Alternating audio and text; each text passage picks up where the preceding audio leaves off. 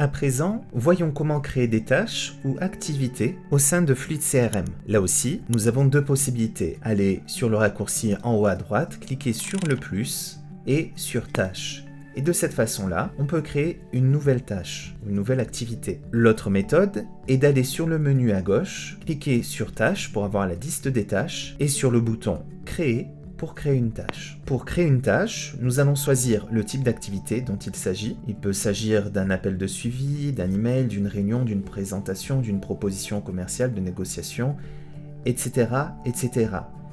Les types d'activités est configurable dans la partie configuration et dans la partie type d'activité. Vous pouvez ainsi personnaliser à souhait votre CRM.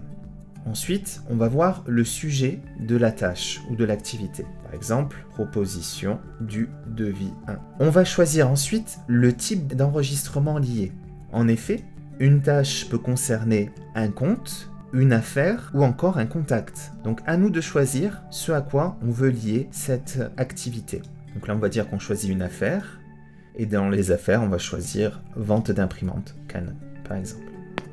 On va définir une date et une heure. Par exemple, on va faire cette proposition vendredi, 15h.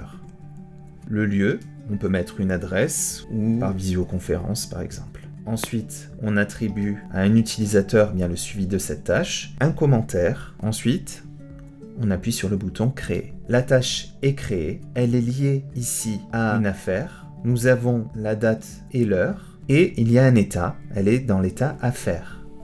On peut cliquer par exemple sur l'enregistrement lié ici pour avoir la vision de l'enregistrement. Donc là, il s'agit d'une affaire, donc vente d'imprimante qui est liée au compte A3R Solutions et qui nous permet d'avoir la vision d'ensemble. La tâche est ici. On peut cliquer sur la tâche pour revenir dans le détail. Très bien. Si on revient ici sur la liste des tâches à faire, on va pouvoir avoir ainsi nos tâches avec notre suivi. Je peux cliquer sur modifier et dire que j'ai terminé la tâche. Cliquez sur sauvegarder. Vous avez le message qui s'affiche. Donc quand je reviens sur la liste de mes tâches, ici, la proposition a été faite et ça change le statut. Vous avez en haut sur la liste des tâches eh bien, la possibilité de cliquer sur à faire pour avoir la liste des tâches à faire ou terminer, ici pour avoir la liste des tâches terminées. On peut également filtrer plus finement en appuyant sur l'entonnoir à droite pour filtrer la liste de nos tâches par période, par type d'activité ou encore par utilisateur à qui est attribuée la tâche.